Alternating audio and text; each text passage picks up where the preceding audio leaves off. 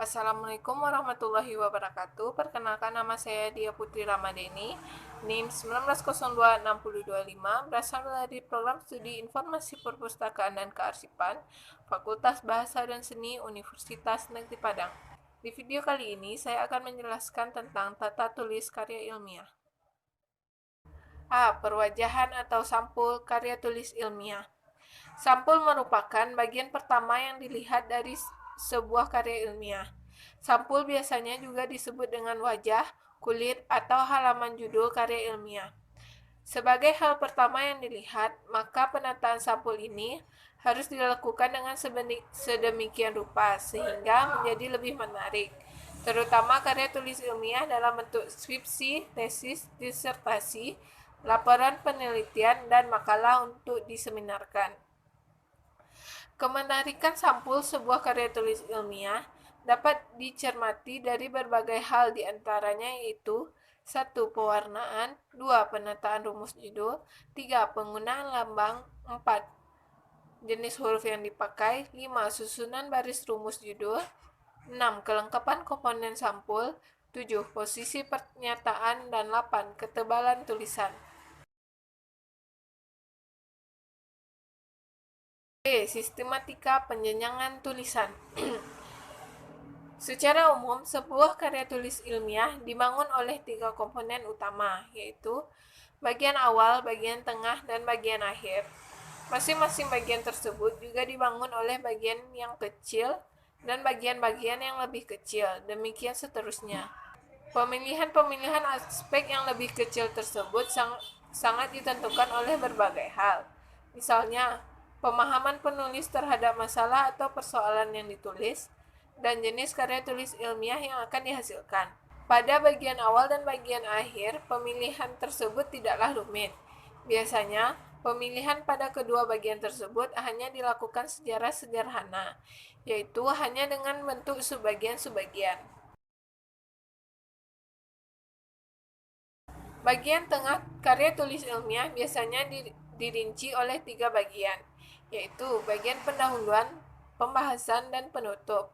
Untuk karya tulis ilmiah dalam bentuk laporan penelitian, skripsi, tesis, dan disertasi, bagian pembahasan juga dirinci atas 3 bagian, yaitu bagian kerangka teori, metode penelitian, serta hasil penelitian dan pembahasan. Mengacu pada perincian-perincian tersebut, unsur yang membangun bagian tengah karya tulis ilmiah untuk laporan penelitian, skripsi, tesis, dan disertasi adalah sebagai berikut, yaitu pendahuluan, kerangka teori, metodologi penelitian, hasil penelitian dan pembahasan, serta penutup. Bagian pendahuluan disebut dengan bab 1. Bagian kerangka teori disebut dengan bab 2. Bagian metodologi penelitian disebut dengan bab 3. Bagian hasil penelitian dan pembahasan disebut dengan bab 4. Dan bagian penutup disebut dengan bab 5. Penulisan bab tersebut dilakukan dengan menggunakan angka Romawi atau angka Arab. C. Penggunaan kertas. Kertas yang dipakai untuk penulisan karya tulis ilmiah ada 2 jenis, yaitu kertas biasa atau HVS dan kertas continuous form. Kertas HVS juga terdiri atas 2 ukuran, yaitu 1. Ukuran kuarto atau A4 dengan luas kertas 21 cm kali 29,7 cm dengan berat 70 atau 80 mg. 2. Kertas ukuran folio dengan luas kertas 21,59 cm kali 35,56 cm dengan berat 70 atau 80 mg. Serta kertas continuous form yang digunakan adalah kertas dengan ukuran 9,5 sampai 11. Tentang luas kertas yang digunakan untuk penulisan atau pengetikan bagian-bagian pinggir kertas yang dikosongkan biasanya disesuaikan dengan aturan umum berikut. 1. Dikosongkan sejauh 4 cm pada bagian kiri kertas. 2. Dikosongkan sejauh 2-3 cm pada bagian kanan kertas. 3. Dikosongkan sejauh 3-4 cm dari bawah kertas. 4. Dikosongkan sejauh 3 cm dari bagian atas kertas. D. Pengetikan. Pengetikan karya tulis ilmiah tidak sama dengan pengetikan karya tulis non-ilmiah. Di dalam pengetikan karya tulis ilmiah, hendaknya diperhatikan beberapa hal berikut. 1. Penggunaan jenis huruf. 2. Ketebalan ketikan. 3. Pemiringan ketikan. 4. Penggunaan halaman ketikan. 5. Pengetikan di awal jenjang. 6. Pengetikan lampiran. 7. Pengetikan ilustrasi. Dan 8. Pengetikan petikan.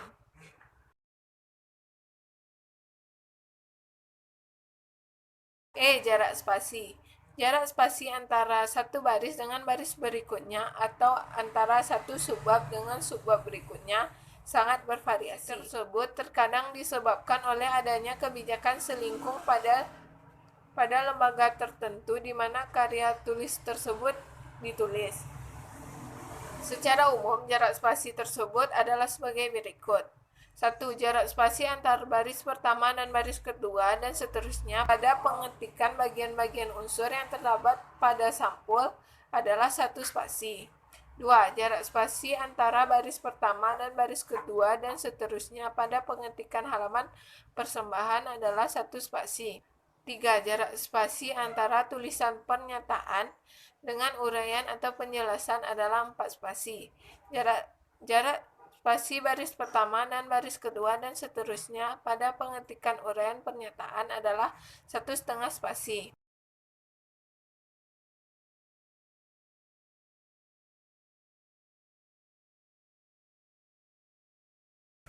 4. Jarak spasi antara tulisan pengesahan dengan uraian atau penjelasan adalah 4 spasi. Jarak spasi baris pertama dengan baris kedua dan seterusnya pada pengetikan uraian persetujuan adalah 1,5 spasi. 5. Jarak spasi antara tulisan abstrak dengan uraian atau penjelasan adalah 4 spasi. Jarak spasi antara baris pertama dengan baris kedua dan seterusnya pada pengetikan abstrak adalah 1 spasi. 6. Jarak spasi antara tulisan kata pengantar dengan uraian atau penjelasan adalah 4 spasi. Jarak spasi antara baris pertama dan baris kedua dan seterusnya pada bagian pengetikan kata pengantar adalah 1,5 spasi. 7. Jarak spasi antara tulisan ucapan terima kasih dengan uraian atau penjelasannya adalah 4 spasi. Jarak spasi antara baris pertama dengan baris kedua dan seterusnya pada pengetikan ucapan terima kasih adalah 1,5 spasi.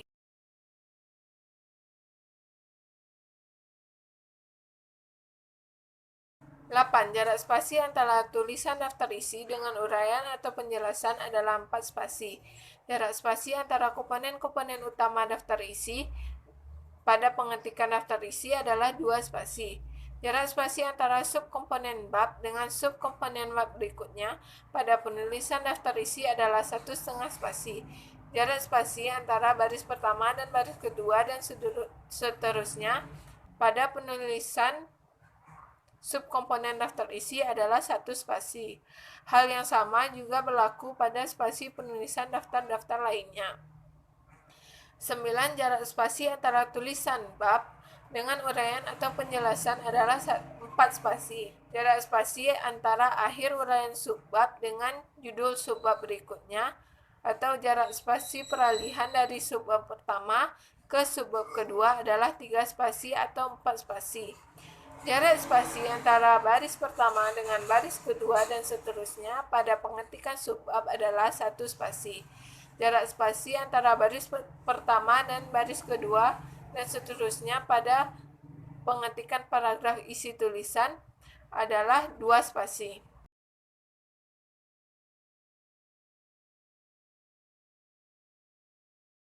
10.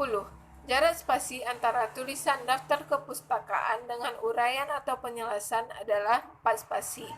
Jarak spasi antara buku pertama dengan buku kedua atau seterusnya pada pengetikan daftar kepustakaan adalah 2 spasi.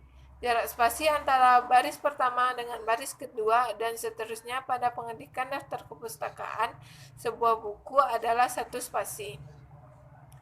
Jarak spasi baris pertama dengan baris kedua dan seterusnya pada penulisan kutipan langsung yang panjang adalah 1 spasi. Pengetikan Pengetikan langsung yang panjang dibuat pada tempat khusus, yaitu dengan dijorokkan ke dalam sejauh 7 ketukan atau disejajarkan dengan penulisan awal paragraf. 12. Jarak spasi isi lampiran adalah 1 atau 1,5 spasi. 13. Jarak spasi pada keterangan tabel, keterangan bagan, keterangan gambar, dan keterangan-keterangan lainnya adalah 1 spasi. 14. Jarak spasi antara nomor halaman dengan uraian sebelumnya atau uraian sesudahnya adalah 2 spasi. Sekian dari saya. Kalau ada kata-kata yang salah, saya mohon maaf. Wassalamualaikum warahmatullahi wabarakatuh.